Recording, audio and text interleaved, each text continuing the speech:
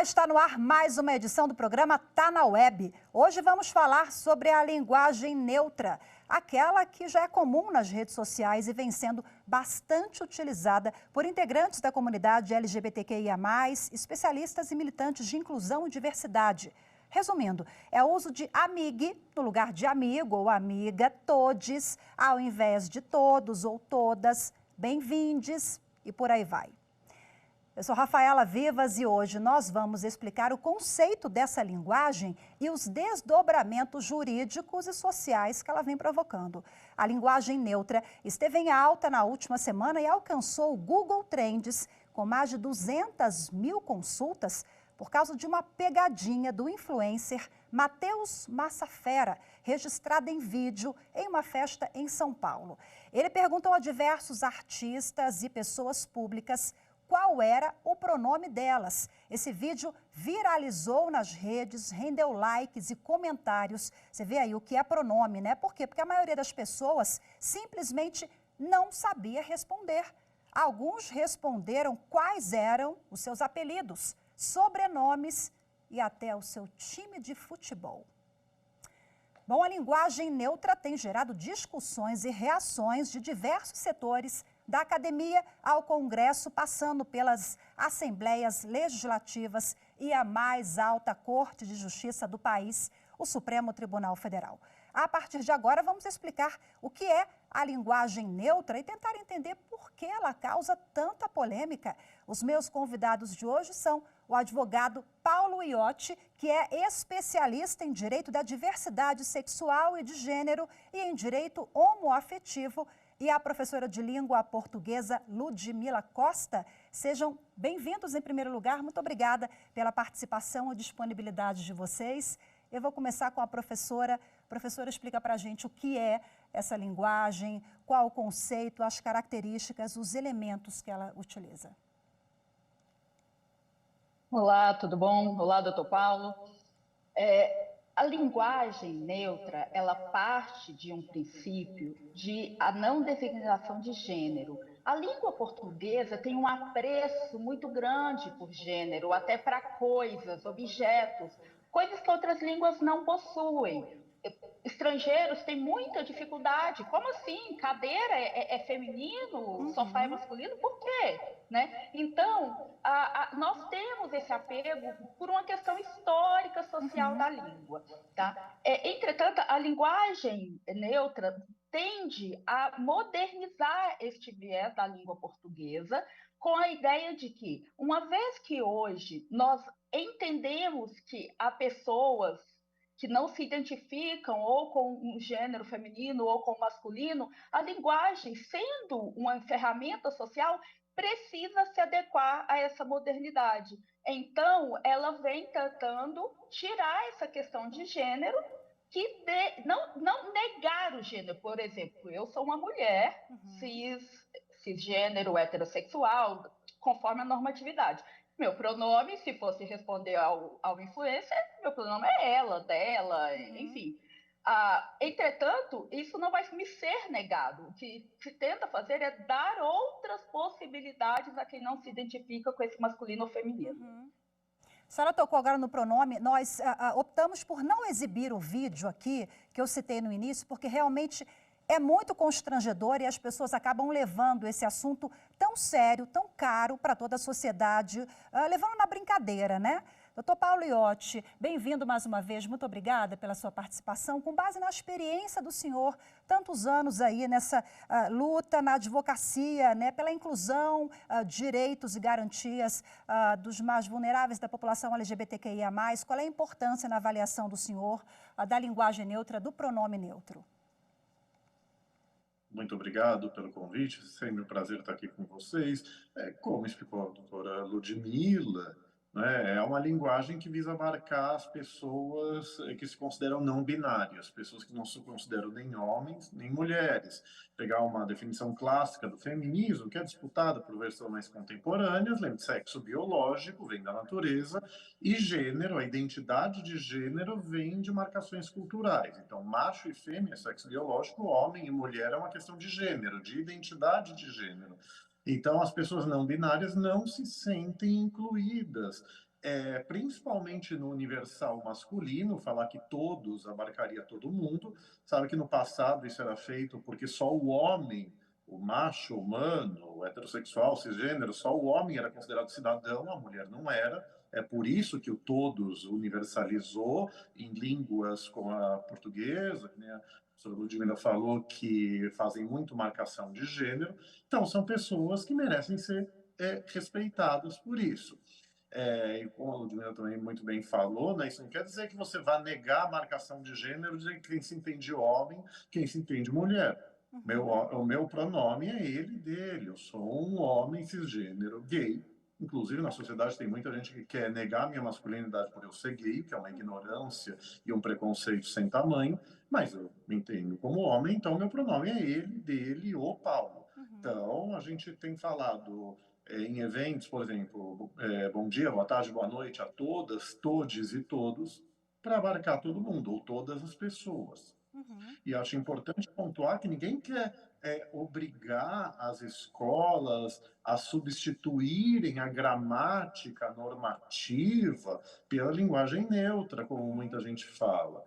Isso é uma ignorância muito grande, até porque gramática é uma coisa e linguística é outra. A língua é dinâmica, você ensina, você menciona, talvez, no ensino da língua coloquial, essas evoluções da língua, mas para redação, prova, documentos oficiais, vai continuar sendo usada a gramática hegemônica. Então, é um falso problema. Né? Pegar esse gancho do senhor agora, passar a palavra para a nossa professora. Gramaticalmente, está correto a linguagem neutra? Pode ser utilizada, por exemplo, em redação do Enem, concurso público, professora?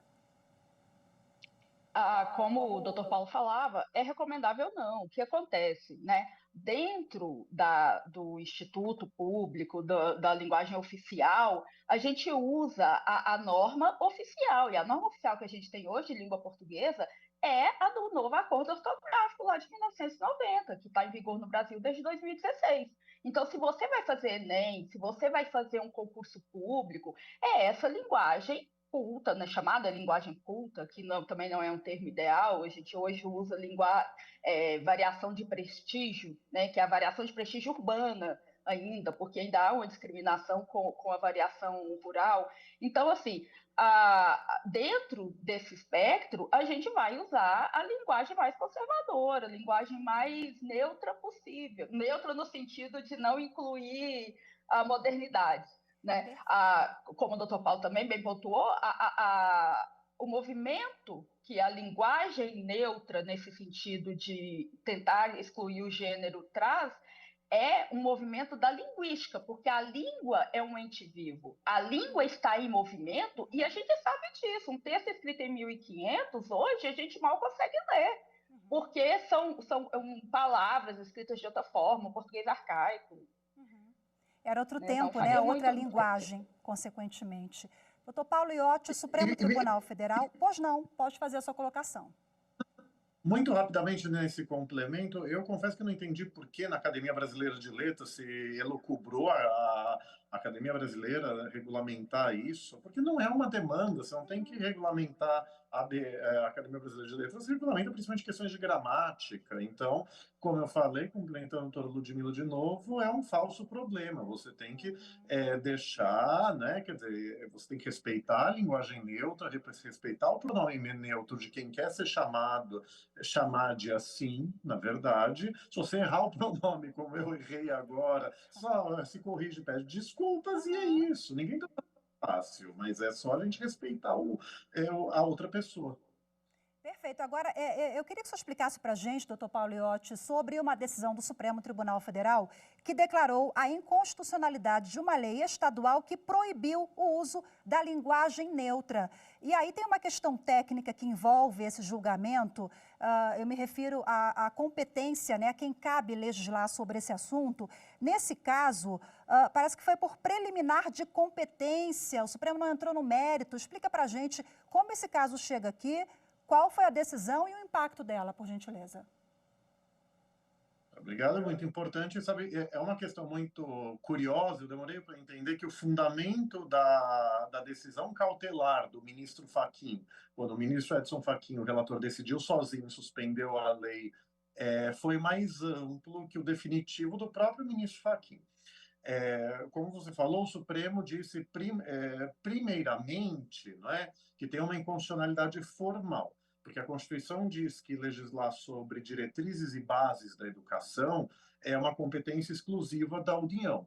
Estados e municípios sempre tentam falar que eles têm competência complementar para isso, mas o Supremo negou nesse caso, até porque a regulamentação estadual em questão acabaria violando a competência da União. Então, assim, você tem essa inconstitucionalidade formal. Quem pode legislar? Então, municípios e estados não podem criar leis locais, né, municipais ou estaduais, porque esse é um tema que o Supremo considera corretamente, a meu ver, de que tem que ser regulamentado de maneira uniforme. Por outro lado, na decisão da cautelar, o ministro Edson Fachin também falou da inconstitucionalidade material. E no julgamento de mérito, embora quando os 11 ministros do Supremo, 11 ministros do Supremo decidiram, o ministro Cássio Nunes Marques também falou da inconstitucionalidade material, embora num outro sentido. O ministro Fachin falou que a linguagem neutra ou linguagem inclusiva, ela visa combater preconceitos linguísticos, não é, contra quem não se identifica com essa demarcação de gênero, que a proibição, até então, se vier uma lei federal de âmbito nacional, essa proibição para o ministro Edson Fachin viola a Constituição, porque é uma censura prévia, a Constituição proíbe qualquer censura, e ele diz que como é uma linguagem que visa proteger a dignidade humana das pessoas que demandam serem chamadas dessa forma, então é um discurso protegido conforme uma decisão da Corte Interamericana de Direitos Humanos que ele falou. E o ministro Nunes Marques, no julgamento de mérito, essa foi a posição do ministro Fachin na cautelar, no julgamento de mérito, ele falou que, para ele, tanto proibir quanto impor a linguagem neutra nas escolas seria inconstitucional. Não discordo, é que eu nunca vi alguém querer impor a linguagem neutra, pelo menos em substituição à gramática. Mas, assim, que eu falei, você tem que citar ela. A doutora Ludmila pode falar muito melhor do que eu, mas, assim, eu acho que ficaria na questão da linguagem coloquial, de dúvidas que alunas, alunos e alunos eventualmente façam. Eu participei de uma audiência pública, eu confesso que eu não tenho certeza, acho que foi na Câmara de Vereadores de BH, e eu falei com então o vereador, né? Se o aluno, a aluna perguntar para o professor, para a professora da linguagem neutra, o professor ou a professora vai dizer, olha, eu não posso falar sobre isso, porque senão a lei manda o Estado ou o município me multar. Então, esse é um outro problema prático. Então, acho que essa é a principal questão. Por isso que eu não entendi muito por que o ministro Cássio achou importante falar que é inconstitucional impor ela. É óbvio que impor, proibir o uso da linguagem, da gramática. Me perdoe, doutora Ludmila, aprendi hoje com a senhora que não é a expressão correta. Ninguém está falando que é para substituir a gramática dita culta. Mas, enfim, é você que falar como forma da neutra. Mas esse então, tema é realmente muito sensível, o senhor explicou de forma muito didática, muito grata, doutor Paulo, né? Explicou todo o desfecho, assim, como chegou até a mais alta corte do país, o entendimento ali dos ministros, dividiu alguns ministros, o colegiado é muito importante para isso, né? Cada um traz ali a sua contribuição, mas esse debate no âmbito do parlamento e do Congresso, ele não é só do Brasil, não. Outros países já vêm discutindo, a França, a Argentina, e aí eu quero passar uma questão para a professora, porque no ano passado, o governo de Buenos Aires, ele proibiu que professores usem qualquer termo de linguagem neutra no contato ali no dia a dia com os alunos. A argumentação na época foi assim, de que a flexibilização do pronome pode confundir as crianças naquela fase de alfabetização. Na época, entre os argumentos, elencaram esse. É fato na avaliação da senhora? Pode confundir as crianças? Eu vou respeitosamente discordar, porque o que acontece? Veja bem, a escola tende a ensinar essa norma padrão da língua portuguesa, mas o aluno, qualquer que seja, ainda, e aí não vai depender de classe, de renda social, nada. Na vida, a gente não fala a norma culta, a norma padrão, a gente fala a variante popular. A gente usa a variação popular da língua. A gente fala, me dá um copo d'água. E o menino, a criança, ela chega na escola usando essa gramática que ela aprende em casa e aos poucos ela vai desenvolvendo as competências. A gente usa na linguística uma comparação, né, uma metáfora, que diz o seguinte, o que é melhor, bermuda e chinelo ou o terno que o Dr. Paulo está usando? A resposta depende, porque se você vai para a praia de terno, essa roupa não é apropriada. Então, em cada momento, essa linguagem vai ter o seu espaço e eu vou só para concluir esse ponto, dentro da educação, é importante que uma criança cresça, uma pessoa cresça, tendo a noção de que o mundo é plural, não por questão de ideologia ou de concordância, mas por questão de pragmatismo. A escritora nigeriana Chimamanda nos traz que a pessoa que já cresce entendendo, o mundo é plural, o mundo tem várias coisas. Ok, ela vai ter menos dificuldades de relacionamento, uma coisa que tanto tem feito falta agora. E a escola faz parte de dar essa dimensão social também, não de impor, mas de contar que existe. Tá? E assim, do meu ponto de vista também, perdão, só para concluir pela segunda vez, Olavo Bilac nos dizia, né, chama a língua portuguesa de a última flor do Lácio. Lácio é uma região da Itália, de onde vem o latim vulgar, do qual deriva a língua portuguesa. Então, a língua portuguesa nasce já de um latim corrompido, que à época era tido como pobre, como errado, como inculto. A língua portuguesa é, na sua origem, transgressora. Então, não há por que eu entenda a preocupação de se preservá-la, de não deixar que ela se deteriorize, mas fazendo um contraponto, eu diria que a inclusão vem aí como um dos fatores que, ao longo do seu processo de transformação, pode muito bem moldar a língua. Perfeito, muito obrigada pela sua colocação, viu? Já me despeço da senhora, agora vou pedir as considerações finais do Dr. Paulo Iotti. Por favor, o debate como está sendo realizado aqui pelo Brasil, no parlamento, na sociedade, no dia a dia. A gente está no caminho correto, doutor Paulo, precisamos avançar. Obrigado pelo convite, aprendi bastante hoje com a doutora Ludmila também, e assim, o debate social, principalmente nos legislativos, ele precisa avançar muito. Em geral, os projetos de lei querem só proibir o que é censura, então o Supremo vai derrubar, mesmo que seja uma lei de âmbito nacional, não tenho dúvida, porque é o mesmo debate quando essas leis queriam proibir o debate de gênero na escola, porque parlamentares, com todo respeito, fundamentalistas, querem proibir a menção da palavra gênero. O Supremo também falou que é inconstitucionalidade formal e material por caracterizar censura. Então, eu acho que o debate precisa evoluir. E, por fim mesmo, esse argumento que você citou, né, de suposta confusão de crianças, veja que por maior que seja a boa intenção da pessoa que fala isso, e algumas não têm boas intenções, mas assim, é o mesmo argumento que usam para não ensinar crianças, adolescentes na escola que existem casais do mesmo sexo. Me permita dizer isso como homossexual, como ativista dos direitos LGBTI+. Quando, na verdade, a criança não tem preconceito. Se você ensina para a criança que existem pessoas assim, são pessoas tão normais como a gente, só tem essa diferença, que é irrelevante se eu amo uma pessoa do mesmo sexo, se eu me atraio por ambos os sexos, no caso de bissexuais, se eu me identifico com outro sexo, no caso de pessoas trans, né, e aí tem uma identidade de gênero trans, a criança entende muito bem. Isso tem até mais facilidade que a gente, né, que muitos adultos, né, doutor Paulo? A gente já está com o tempo estourado aqui, mas eu agradeço mais uma vez aos dois pela participação, pela disponibilidade, pelas reflexões todas, viu? Muito obrigada, até a próxima. Tchau, tchau. Agora a gente vai voltar para as telas aqui para ver outros assuntos que foram bastante pesquisados nos últimos dias.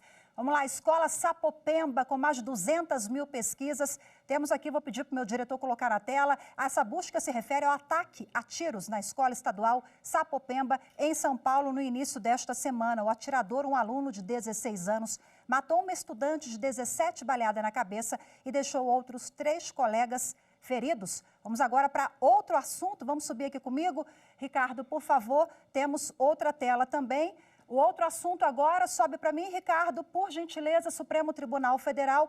Por quê? Porque o Supremo Tribunal Federal, essa notícia foi muito pesquisada, nesta quinta-feira, validou uma lei de 1997 em vigor há 26 anos, que permite que banco ou instituição financeira possa retomar imóvel sem acionar a justiça, em caso de não pagamento de um financiamento imobiliário. Você vê aí a tendência de crescimento de alta para esse assunto, né? Porque repercutiu muito. Em que casos? Em que o próprio imóvel seja garantia do financiamento. Essa lei diz isso. Quando o imóvel for a garantia, aí sim a chamada alienação fiduciária, esse imóvel pode ser leiloado sem necessidade daquele trâmite judicial. É isso, agora a gente vai fazer uma pausa rápida e voltamos já, não saia daí.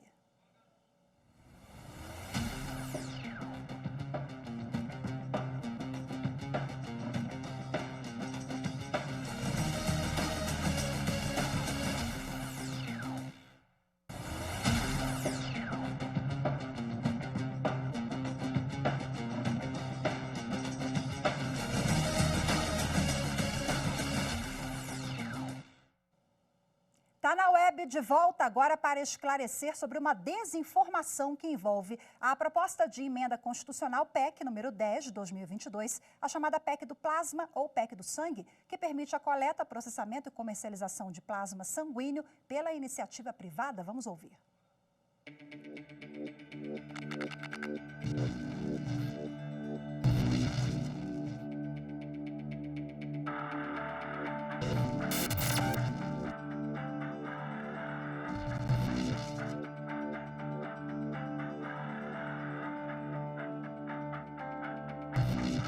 A PEC vai permitir a venda, a comercialização do sangue, sim, e dos seus derivados, né, do produto, mas a pessoa vacinada não está impedida de doar sangue, assim como não está impedida hoje em dia. O que se pede para algumas vacinas é que tenha intervalos, então vacinas de vírus vivo, mesmo vacinas inativadas, às vezes a gente pede um intervalo entre a realização da vacina e a doação do sangue, mas não há impedimento para que a pessoa vacinada doe sangue. Até porque se isso acontecesse, não haveria doação de sangue, porque no geral, mais de 90% da população tomou pelo menos uma vacina durante a sua vida.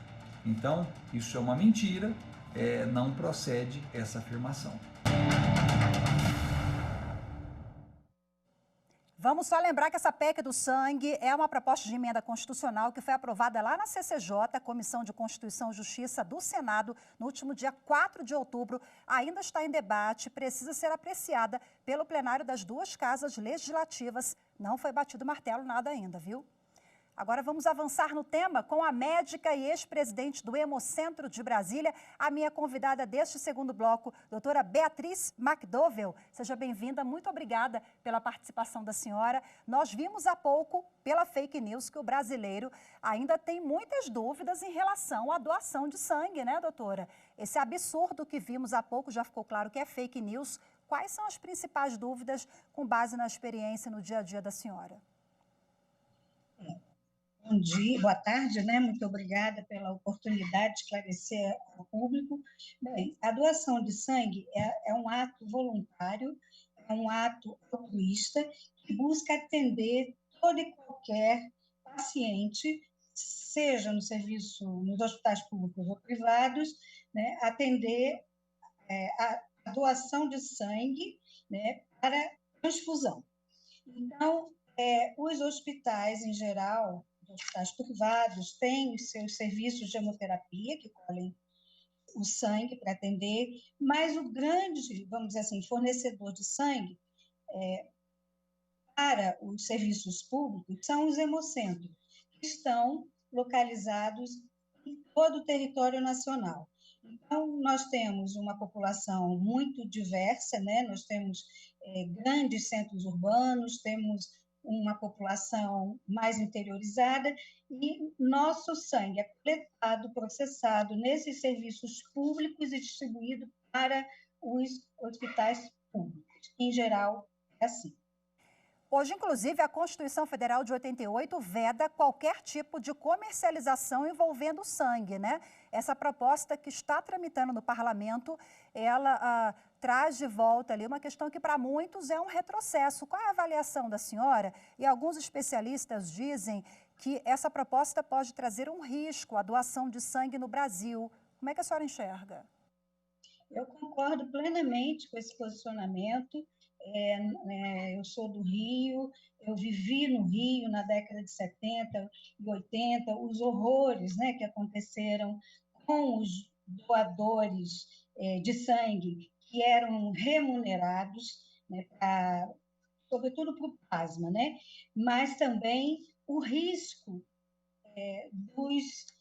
dos doadores transmitirem qualquer doença.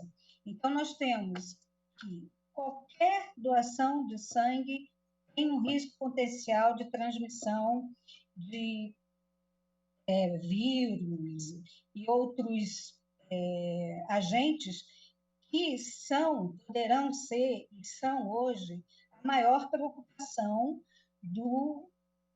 da saúde pública, de inativar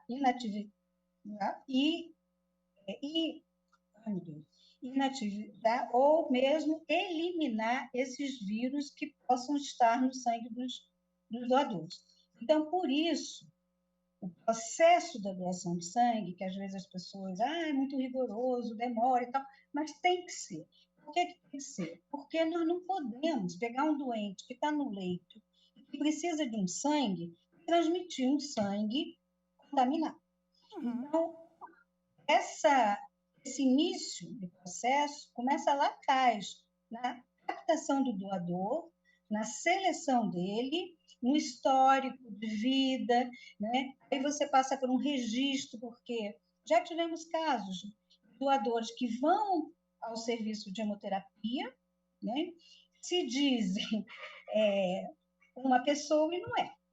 Então, é importantíssimo ter um documento de identidade com foto. Esses doadores vão ser avaliados pelos médicos e servidores que vão triar, né, essa conversa para saber a história dele, se teve doente, se tomou vacina, enfim, é um processo longo e depois o mais rápido vai ser exatamente a coleta do sangue, que dura em torno de 10, 15 minutos. Rigoroso e precisa ser assim, né? Não tem jeito, porque a gente está falando aí de vidas, de doação para salvar outras vidas, né? Doutora, agora aqui para a gente fechar, voltando ao assunto que gerou ali a fake news, né? Que é sobre o plasma, a doação do sangue. Como é que funciona hoje? Com a lei vigente, o plasma doado no Brasil, ele atende exclusivamente às necessidades da população e traz um retorno no acesso a medicamentos? Como é que é o trâmite? Sim, olha, vou ser bem breve, porque isso é muito complicado. O que acontece? Nos serviços de hemoterapia, você colhe aquela bolsinha de sangue, né? Que é aquela bolsinha vermelha, tira o sangue da veia, vai para o laboratório. Lá, essa bolsa é separada em hemocomponentes, o nome está dizendo, componente do sangue. O hemocomponente principal são as hemácias, e elas são consumidas, eu diria, quase que integralmente. 100% das hemácias colhidas, coletadas nos serviços de hemoterapia, são distribuídas para os serviços médicos, os serviços de saúde, hospitais, clínicas, para atender os pacientes. O que fica? Fica o plasma, que é a parte líquida do sangue, não estou entrando em outros hemocomponentes para não complicar. Então, o plasma, que é a parte líquida do sangue, que é aquela bolsinha amarela, ele é cheio, riquíssimo de proteínas. Essas proteínas são proteínas essenciais para alguns pacientes. Por exemplo, pacientes pessoas com hemofilia precisam dos fatores para fazer a coagulação. Pacientes com câncer, com doenças de imunodeficiência, precisam das imunoglobulinas, que é o maior consumo, né, porque atende a vários tipos de pacientes. E esse processo, hoje, no Brasil, ainda não é feito. Foi Tá. feito no passado, mas hoje não é feito. Mas o plasma, desde 2002, né, num projeto iniciado lá na Anvisa, quando o sangue estava lá, com todo o rigor, esse plasma passou a ser exportado com base em licitações públicas, né, para empresas no exterior, já que o Brasil não tem uma fábrica que comporte absorver esse plasma excedente da transfusão, vai para lá para o exterior, volta na forma de medicamento. Entendi. E em 2004, avaliou-se que valeria a pena o Brasil ter a sua fábrica. E começou-se, então, o presidente Lula, naquela época, criou, né, a Hemobras, e começou, e que hoje está prestes a iniciar a sua produção de hemoderivados e de fatores recombinantes, que também é muito importante, porque faz com que nós fiquemos independentes da doação de sangue para atender os pacientes com hemofilia. Perfeito, já funciona, né, doutora Beatriz? E funciona muito bem, a senhora explicou todo esse processo aí do plasma. É um pouco complicado, mas explicou muito bem, de forma didática. É complexo, mas o que não é nada complexo, é fácil, é doar sangue. Então procure aí o Hemocentro da sua cidade, doe sangue. E a senhora, muito obrigada pela participação, pelos esclarecimentos todos conosco. Muito grata e até a próxima, viu, doutora? Eu que agradeço poder colaborar aí com a população, né, e os pacientes. Muito obrigada. E muito obrigada a você também que nos acompanhou em mais uma edição do Tá na Web. Semana que vem tem mais. Tchau, tchau.